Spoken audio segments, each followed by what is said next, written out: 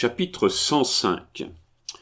Deleuven et moi, nous allâmes trouver Rousseau. Il demeurait à cette époque rue du Petit Carreau avec je ne sais quelle créature. Il était furieux. La veille, il avait soupé, et même très bien soupé, chez Philippe, que, soit dit en passant, je recommanderais comme le seul homme chez lequel on soupe encore. Il en était sorti avec Romieux vers 1 heure du matin, honnêtement gris. Au bout de 2 pas, l'air extérieur avait fait son effet, il était ivre. Au bout de 100 pas, il était ivre-mort. Romieux avait fait des efforts héroïques pour le mener le plus loin possible, mais entraîné 2 fois dans sa chute, il s'était décidé à l'abandonner, en entourant toutefois cet abandon de toutes les précautions possibles. En conséquence, à 30 pas de son domicile, reconnaissant l'impossibilité de le traîner plus loin, Romieux l'avait délicatement couché à la porte d'une fruitière sur un tas de feuilles de choux et de fanes de carottes qui se trouvaient là, lui avait appuyé la tête au mur et, à grand renfort de coups de pied et de coups de poing, il s'était fait ouvrir la porte d'un épicier. Chez cet épicier, il avait acheté un lampion, avait posé ce lampion à côté de Rousseau, en avait allumé la mèche, et avait pris congé de son malheureux ami en lui adressant cette dernière phrase, moitié consolation d'un devoir rempli, moitié prière à la Providence, « Et maintenant, dors tranquillement, fils d'Épicure, ils ne t'écraseront pas. » Rousseau avait passé la nuit parfaitement tranquille, grâce au lampion qui veillait pour lui, et s'était réveillé avec 2 ou 3 sous dans la main. De bonnes âmes lui avaient fait l'aumône, le prenant pour un pauvre honteux. Mais comme c'était son quartier, le jour venu, il avait été reconnu par la fruitière et par l'épicier, ce qui avait été une grande humiliation pour lui. Un bon déjeuner que nous lui offrîmes au Café des Variétés le consola. Après quoi, c'était un dimanche et par conséquent j'avais congé, après quoi nous l'emmenâmes dans la chambre d'Adolphe. Adolphe avait alors une fort jolie chambre, presque aussi jolie que celle de Soulier. La maison qu'avait fait bâtir M. Arnaud, rue de la Bruyère, était en état, et la famille de Leuven avait suivi la famille Arnaud de la rue Pigalle à la rue de la Bruyère. Nous nous attablâmes autour d'un thé dont Rousseau prétendait avoir absolument besoin, et nous lûmes successivement à notre convive tous nos essais, afin qu'il jugeât par lui-même celui qui lui paraissait digne de sa haute protection. À la 2e scène, Rousseau prétendit qu'il écouterait mieux coucher sur le lit d'Adolphe, et par conséquent il se coucha. À la 4e scène, il ronflait, ce qui prouvait que, si doux qu'eût été le lit d'herbage que lui avait prêté la fruitière de la rue de Petit Carreau, on ne dort jamais bien quand on découche. Nous respectâmes le sommeil de Rousseau et nous attendîmes patiemment son réveil. À son réveil, Rousseau avait la tête lourde. Il lui était impossible de réunir 2 idées. Il demandait à emporter les manuscrits, à lire tranquillement chez lui et à nous rendre réponse. Nous lui confiâmes nos trésors, 2 mélodrames et 3 vaudevilles, et nous nous donnâmes rendez-vous pour dîner chez Adolphe le jeudi suivant. Le jeudi suivant, madame de Leuven, qui sentait l'importance du dîner, se chargea elle-même de veiller à ses apprêts et à son service. On avait invité Rousseau par lettre, outre l'invitation verbale. Au bas de la lettre, comme on met sur les invitations de bal, on dansera, on avait mis « Il y aura 2 bouteilles de vin de champagne ». Rousseau n'eut garde de manquer. Rien ne lui avait plu, ni mélodrame ni vaudeville. Les mélodrames étaient tirés de romans trop connus, ou il y avait d'autres mélodrames reçus sous le même titre. Le vaudeville était fait sur des idées qui traînaient partout. Il y avait dans ce jugement de quoi désespérer des hommes plus forts que nous. Cependant, une idée d'Adolphe réconforta notre courage et consola notre amour-propre. « Il ne les a pas lus, me dit-il tout bas. »« C'est probable, répondis-je. » Cette quasi-conviction nous rendit un peu de gaieté. Au dessert, je racontai plusieurs histoires, et entre autres une histoire de chasse. « Eh bien, mais, s'écria Rousseau, comment vous nous racontez de belles histoires comme celle-là, et vous vous amusez à emprunter des mélodrames à Florian et des contes à monsieur Bouilly, mais il y a dans l'histoire que vous venez de raconter un vaudeville intitulé « La chasse et l'amour ». Vous trouvez, nous écriâmes-nous. À cette époque, nous ne nous permettions pas de tutoyer Rousseau. Parbleu! Eh bien, mais si nous le faisions, ce vaudeville, faisons-le, répétâmes-nous en chœur. Un instant, dit Rousseau, il reste encore une bouteille de champagne, buvons-la. Oui, dit Adolphe, et on en fera monter une troisième pour arroser le plan que nous allons faire immédiatement. Soit, dit Rousseau, et levant son verre, à la réussite de la chasse et l'amour, dit-il. Nous n'eûmes garde de ne point faire honneur au toast qui fut renouvelé jusqu'à ce qu'il ne restât pas une goutte de la liqueur blonde dans la bouteille. La troisième bouteille, fit Rousseau en égouttant la seconde dans son verre. Mettons-nous au plan, elle viendra, dit Adolphe. Au plan, cria Rousseau. On sonna le domestique, on fit enlever les plats, les couverts et les nappes, on ne garda que les 3 verres. On mit des plumes, de l'encre et du papier sur la table, on me glissa la plume entre les doigts et l'on fit monter la 3e bouteille. Au bout d'un quart d'heure, la bouteille était bue, au bout d'une heure, le plan était fait. Ne me demandez pas quel était ce plan, je ne veux pas m'en souvenir. Nous partageâmes en 3 parties les 21 scènes qui, je crois, composent l'ouvrage. Chacun en eut 7. Moi, les 7 de l'exposition, Deleuven les 7 du milieu, Rousseau les 7 du dénouement. Puis on prit rendez-vous à la 8e pour dîner et lire la pièce. Chacun, pendant ces 8 jours, devait avoir fait sa part. C'est ainsi que travaillaient les vaudevillistes de la vieille école. Scribe, comme le médecin de Molière qui avait mis le foie à gauche et le cœur à droite, Scribe a changé tout cela et a donné du sérieux à un travail qui, jusque-là, n'avait été que du caprice et de la fantaisie. Le lendemain au soir, mes 7 scènes étaient écrites. Aujourd'hui, nous nous réunîmes. J'avais fait ma besogne, Adolphe avait fait la sienne, Rousseau n'avait pas écrit un mot. Rousseau alors nous déclara qu'il avait l'habitude de travailler en séance et que seules les idées ne lui venaient pas, il ne pouvait rien faire. Nous répondîmes à Rousseau qu'il ne fallait point que cela l'arrêtât et que nous ferions sa part en séance. Il fut convenu que la soirée du jour serait consacrée à revoir ma part et celle d'Adolphe, et que la soirée du lendemain verrait commencer les séances pendant lesquelles la part de Rousseau devait être faite. On lut ma part, elle eut le plus grand succès. Un couplet surtout émerveilla Rousseau. Le rôle comique, le chasseur parisien, le chasseur à lunettes, le chasseur de la plaine Saint-Denis, enfin, chantait en manière d'exposition de ses mérites le couplet suivant. La terreur de la perdrix et l'effroi de la bécasse, pour mon adresse à la chasse, on me cite dans Paris. Dangereux comme la bombe, sous mes coups rien qui ne tombe, le cerf comme la colombe, à ma vue enfin tout le gibier à la fièvre, car pour mettre à bas un lièvre, je suis un fameux lapin. Adolphe lut à son tour la sienne et eut une mention honorable pour un couplet de facture. On ne sait plus aujourd'hui ce que c'est qu'un couplet de facture, à l'exception des Nestors de l'art qui ont conservé un reconnaissant souvenir des bis et des terres qui accueillaient presque toujours le couplet de facture. Voici le couplet de facture d'Adolphe. À tout seigneur, tout honneur. Air du vaudeville des blues. Un seul instant, examinez le monde, vous ne verrez que chasseurs ici-bas.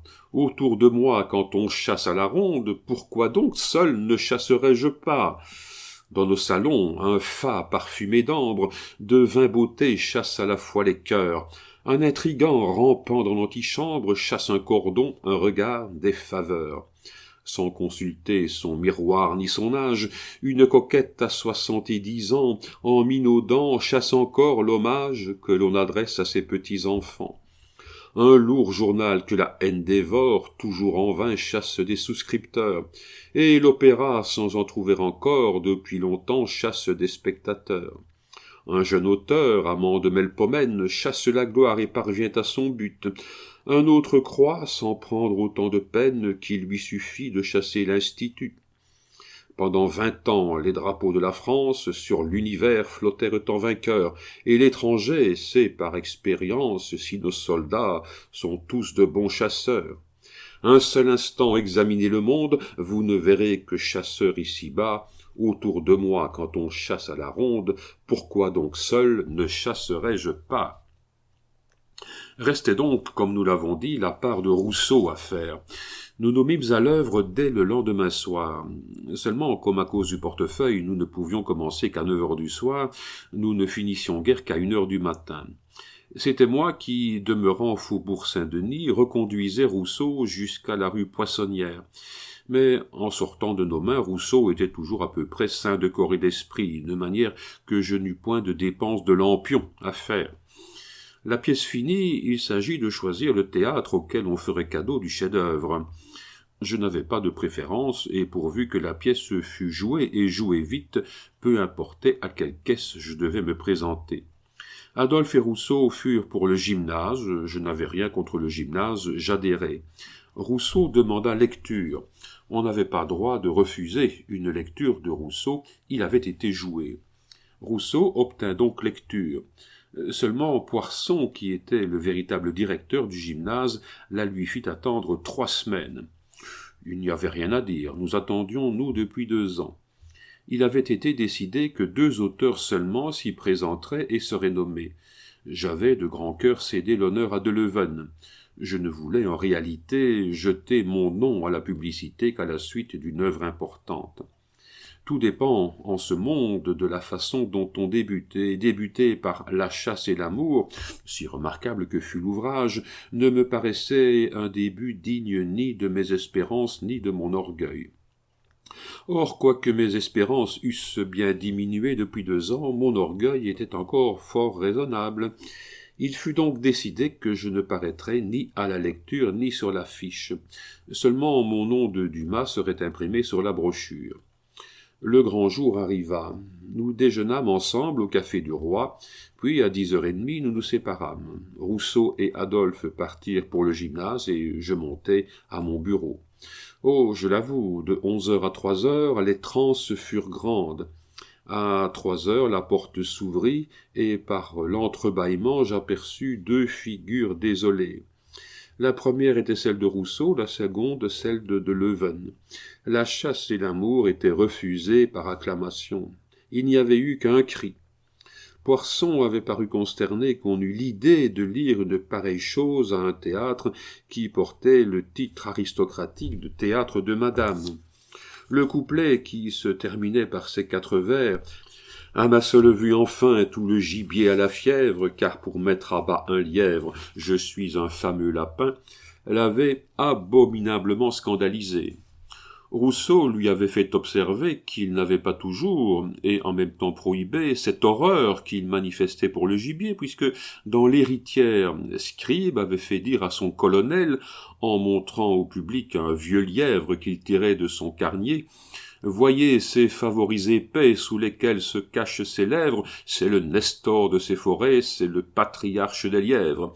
D'avoir pu le tuer vivant, je me glorifierais sans cesse, car si je tardais d'un instant, il allait mourir de vieillesse. » Mais Poisson avait répondu qu'il y avait lièvre et lièvre, que la comparaison que faisait du sien M. Scribe, un patriarche et un Nestor, le relevait aux yeux des gens comme il faut, tandis que cet horrible jeu de mots que nous nous étions permis en opposant le mot lièvre au mot lapin était du plus mauvais goût et ne serait pas toléré même sur un théâtre de boulevard. Je demandai naïvement si le gymnase n'était pas un théâtre du boulevard. Mais ce fut alors Rousseau qui, dans sa mauvaise humeur contre moi, car il regardait mon couplet comme la cause du refus, me répondit « Apprenez, mon cher ami, qu'il y a boulevard et boulevard comme il y a lièvre et lièvre. » Je demeurai fort étourdi. Je n'avais jamais fait de différence entre les lièvres qu'en les séparant entre lièvre tendre et lièvre dur, de différence entre les boulevards qu'en préférant l'été les boulevards qui étaient à l'ombre aux boulevards qui étaient au soleil et l'hiver les boulevards qui étaient au soleil aux boulevards qui étaient à l'ombre. Je me trompais, les lièvres et les boulevards avaient leur aristocratie. On se sépara en prenant rendez-vous pour le soir. Lassagne me vit abattu et partagea bien sincèrement ma tristesse. Aussi, dès qu'Ernest eut le dos tourné, « Consolez-vous, mon cher ami, me dit-il, nous ferons une pièce ensemble. »« Vraiment, m'écriai-je en bondissant de joie. »« Chut, me dit-il, n'allez pas tambouriner cela dans les corridors et le trompetter dans le bureau. »« Oh, soyez tranquille. » J'ai lu votre ode au général Foy.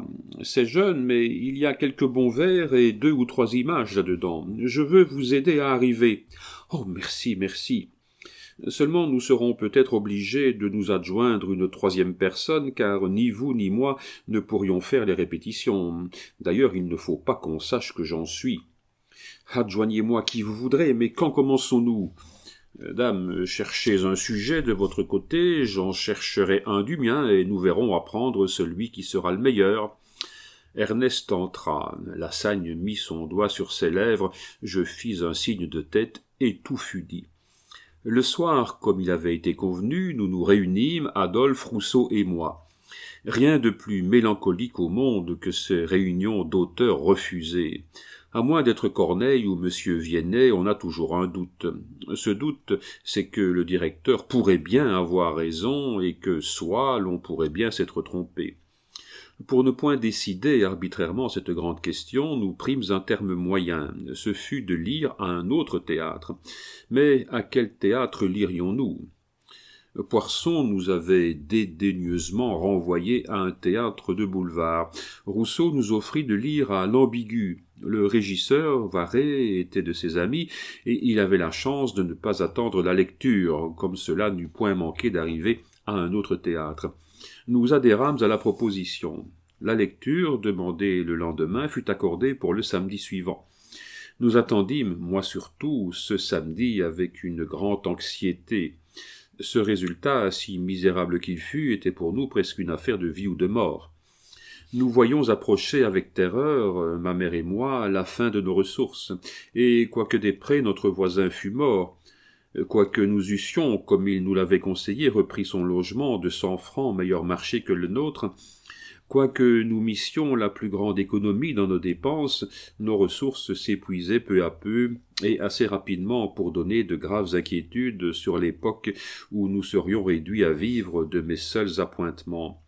Le fameux samedi arriva. J'allai à mon bureau. Ces messieurs allèrent à leur lecture. À 1 heure, la porte de mon bureau s'ouvrit, mais derrière cette porte étaient 2 figures à l'expression desquelles je ne pouvais pas plus me tromper que la première fois. « Reçu » m'écriai-je. « Par acclamation, mon cher, dit Rousseau. Et le fameux couplet du lièvre. Bissé !» Oh, faiblesse des jugements humains. Ce qui révoltait M. Poirson ravissait M. Varret. Il y avait donc effectivement lièvre et lièvre, boulevard et boulevard. Je m'informai des droits d'auteur d'un vaudeville à l'Ambigu. Il y avait 1200 francs de droits d'auteur et 6 places dans la salle. C'était chacun 4 francs par soirée plus 2 places. Ces 2 places étaient estimées à 40 sous. Le résultat de mes débuts dramatiques serait donc de me produire 6 francs tous les jours. Mais qu'on ne s'y trompe pas, 6 francs tous les jours, c'était mes appointements plus une moitié. Seulement, quand notre première représentation arriverait-elle ? On avait promis à Rousseau que ce serait le plus vite possible. En effet, 8 jours après, Rousseau fut appelé pour lire aux acteurs. Ce fut un jour de joie suprême. En revenant de la lecture, Rousseau me prit à part. « Écoute, me dit-il, nous nous étions tutoyés pendant nos alternatives de douleur et de joie. Et si tu as besoin d'argent... »« Comment si j'ai besoin d'argent ? Certainement que j'en ai besoin. » Eh bien, si tu as besoin d'argent, je t'indiquerai un brave homme qui t'en prêtera. « Sur quoi ? » ?»« Sur tes billets. »« Sur quels billets ? » ?»« Sur tes billets de spectacle, donc. »« Sur mes 2 places par jour ? » ?»« Oui, tu comprends, moi, je lui ai vendu mes places et mes droits, tout. Il m'a payé 250 francs à forfait. Alors je me suis dit, il ne faut pas oublier les amis. Je t'ai fait mousser, j'ai dit que tu étais un jeune homme qui commençait, mais que tu donnais les plus belles espérances. Je l'ai laissé soupçonner que tu étais appelé à enfoncer Scribe et Casimir de la Vigne, et il t'attend ce soir au café de l'Ambigu. Comment s'appelle-t-il, ton homme ? Porcher. Bon, j'irai. Rousseau s'éloignait déjà, mais il revint. « Et, à propos, dis-lui tout ce que tu voudras, mais ne lui dis pas de mal de Mélesville. »« Et pourquoi veux-tu que je lui dise du mal de Mélesville ? Je n'en pense que du bien. » Naïf jeune homme, va. Tu ne sais donc pas qu'en littérature, c'est de ceux dont on pense le plus de bien qu'on dit le plus de mal ? Non, je ne savais pas, mais pourquoi ne faut-il pas dire de mal de Mélesville à Porcher ? Un jour que j'aurai le temps, je te conterai cela.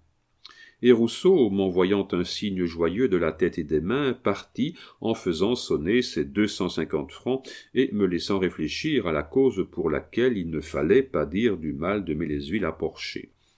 Je n'attendis pas précisément l'heure habituelle de la sortie, et je courus, tout joyeux, annoncer la bonne nouvelle à ma mère. Seulement je ne lui dis rien de l'offre qui m'avait été faite par Rousseau. Le soir, après mon second portefeuille, j'allai au café de l'Ambigu. Je demandai monsieur Porcher, on me le montra faisant une partie de domino. J'allai à lui, il me reconnut probablement, car il se leva. « Je suis le jeune homme dont vous a parlé Rousseau, lui dis-je. « Ah, monsieur, je suis à vous. Êtes-vous pressé ou voulez-vous permettre que je finisse ma partie de domino ?»« Finissez, monsieur, je ne suis aucunement pressé, j'attendrai en me promenant sur le boulevard. » Je sortis du café et j'attendis. 5 minutes après, Porcher sortit à son tour. « Eh bien, me dit-il, vous avez donc une pièce reçue à l'Ambigu ? » ?»« Oui, et qui est entrée en répétition aujourd'hui. » « Ah, je sais cela. Et vous voulez de l'argent sur vos billets. »« Dame, lui dis-je, voici la position. » Et je lui racontai en 2 mots toute ma vie. « Combien désirez-vous sur vos billets ? Vous savez qu'ils ne valent que 2 francs par jour. »« Mon Dieu, oui, je le sais. Je ne puis donc pas vous donner beaucoup. »« Je comprends cela. Car enfin la pièce peut ne pas réussir. »« Mais enfin, pouvez-vous me donner ? » ?»« Combien, voyons. » Je rappelai tout mon courage, tant je trouvais moi-même la demande exorbitante. « Pouvez-vous me donner 50 francs ? » ?»« Oh oui, dit Porcher. »« Quand cela ? » ?»« Oh, tout de suite, je ne les ai pas sur moi, mais je vais les prendre au café. Et moi, je vais y entrer pour vous donner un reçu. Inutile, je vous inscrirai sur mon registre comme je fais pour monsieur Mélesville et pour les autres. Seulement, il est convenu de parole, n'est-ce pas, que pour tout l'avenir, nous faisons affaire ensemble. Convenu, à la vie et à la mort. Porcher entra, prit 50 francs au comptoir et me les remit dans la main. J'ai éprouvé peu de sensations aussi délicieuses que le contact de ce premier argent gagné avec ma plume. Jusque-là, celui que j'avais touché n'avait été gagné qu'avec mon écriture. « Tenez, me dit-il, soyez sage, travaillez bien et je vous ferai connaître Mélesville. » Je regardai Porcher, c'était la seconde fois qu'il prononçait ce nom, à propos duquel Rousseau m'avait fait une si insistante recommandation. Pourquoi faire connaître Mélesville, hasardai-je timidement. Mais pour travailler avec lui donc. Si vous travaillez avec Mélesville, vous seriez lancé. Je regardai Porcher. « Écoutez, monsieur, lui dis-je, je serais désespéré que ce que je vais vous dire pût vous déplaire. »« Oh, me répliqua-t-il, est-ce que vous avez à me dire du mal de monsieur Mélesville ? » ?»« Non, monsieur, Dieu m'en garde. Je n'ai vu monsieur Mélesville qu'une fois ou deux, je crois du moins. Un homme de 35 ans, n'est-ce pas ? » ?»« Oui. »« Brun, mince ? » ?»« Oui. »« Souriant toujours ? » ?»« Oui. »« Des dents magnifiques ? » ?»« C'est cela. » »« Eh bien, monsieur Mélesville est un homme d'infiniment d'esprit. »« Je crois bien. Mais j'ai une prétention. »« Laquelle ? » ?»« C'est d'ici 1 an ou 2 d'arriver seul. »« Où cela ? » ?»« Au Théâtre-Français. »« Oh, mauvaise affaire. »« Le Théâtre-Français ? » ?»« Oui. »« Pour qui ? » ?»« Pour moi. »« Comment pour vous ? » ?»« Oui, vous ne vous doutez pas des difficultés qu'ils font pour les billets à ce maudit théâtre. N'importe, les droits d'auteur sont bons, et si vous pouvez arriver, dame, vous ferez bien, mais je vous en préviens, ce n'est pas commode. »« Ah, je le sais bien, mais je connais un peu monsieur Talma. »« Ah, eh bien, alors c'est comme si vous disiez à Rome, je connais le pape. Bon, allez, mais n'oubliez pas que c'est à Porcher que vous avez eu à faire le premier. Je n'ai garde. Ayez bonne mémoire. Ordinairement, les gens qui ont bonne mémoire ont bon cœur. Je crois, monsieur, que vous êtes une preuve vivante de ce que vous dites. Pourquoi cela ? Parce que voilà 2 ou 3 fois que vous prononcez le nom de Mélesville. Ah, Mélesville, c'est-à-dire, monsieur, que je me ferai tuer pour lui. Je n'aurai pas l'indiscrétion de vous demander la cause de votre dévouement. Oh, c'est bien simple. J'étais perruquier, c'est moi qui taillais les cheveux à Mélesville. Lui, il a de la fortune, mais n'importe, il faisait des pièces. Dans ce temps-là, il y a 10 ou 12 ans, on ne vendait pas son billet, on les donnait. Monsieur Porcher croyait que si j'étais plus riche, je vous donnerais les miens avec le plus grand plaisir. Vous ne me comprenez pas. Dans ce temps-là, on ne vendait pas ces billets, on les donnait. Monsieur Mélesville me donnait donc ces billets. J'allais avec des amis à ces pièces, je l'applaudissais. Il fit tant de pièces et me donna tant de billets qu'il me vint une idée. C'était, au lieu de les prendre et de les donner pour rien, de les lui acheter et de les vendre.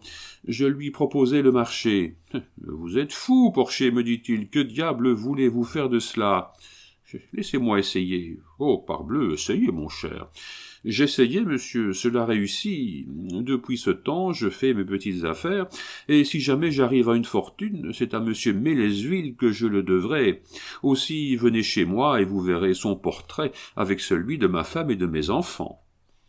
J'ai été depuis chez Porcher plusieurs fois même, 100 fois peut-être pour lui demander des services, une fois seulement pour lui en rendre, et à chaque fois que j'y étais, mon regard s'est arrêté sur ce portrait de Mélesville que la reconnaissance de cet excellent homme avait dans son cœur élevé à la hauteur de celui de sa femme et de ses enfants. Un jour, Porcher eut je ne sais quoi demandé à Cavé. C'était du temps que Cavé était directeur des Beaux-Arts. Je conduisis Porcher chez Cavé. « Tiens, lui dis-je, je t'amène un homme qui a plus fait pour la littérature depuis 25 ans que toi, tes prédécesseurs et tes successeurs n'ont fait et ne feront en un siècle. » Et c'était vrai ce que je disais là. L'idée ne viendra jamais à un homme de lettres dans l'embarras de s'adresser au ministre de l'Intérieur ou au directeur des Beaux-Arts, mais l'idée lui viendra de s'adresser à Porcher, et il fera bien. Chez Porcher, il trouvera bon visage et caisse ouverte, deux choses qu'il ne trouverait certainement pas au ministère de l'Intérieur. J'en appelle à Théolon, à Soulier, à Balzac, mort, j'en appelle à tous ceux qui vivent. Depuis 25 ans, Porcher a peut-être prêté à la littérature 500 000 francs.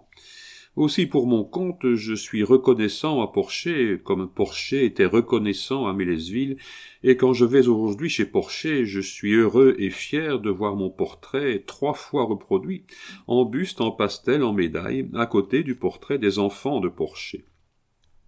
Mais ce dont je lui suis reconnaissant surtout, c'est de ces premiers 50 francs qu'il me donna, que je rapportai à ma mère et qui firent fleurir dans son âme cette fleur du ciel qui commençait à s'y faner, l'espérance. Aussi demandez à madame Porcher, elle qui est en relation avec tout ce qui a de l'esprit en France, les charmantes lettres qu'elle reçoit. Il y aurait bien certainement un recueil à publier qui ne l'excéderait en rien aux lettres de madame de Sévigné, quoiqu'elle soit d'un autre genre. Nous en prenons une au hasard, elle est d'un auteur de notre connaissance, qui n'est pas nous, quoique sa signature ressemble diablement à la nôtre. Il demandait un modeste emprunt de 100 francs, et on lui répondait d'attendre quelques jours, après quoi il était probable qu'on serait en mesure de lui rendre ce service. Voici la lettre. Attendre quelques jours, madame, mais c'est comme si vous disiez à un homme à qui l'on va couper le cou de danser un rigodon ou de faire un calembour, mais dans quelques jours je serai riche à millions, je toucherai 500 francs. Si je m'adresse à vous, si je vous ennuie de moi, c'est que je suis dans une misère à rendre des points à Job, le plus grand malheureux de l'Antiquité.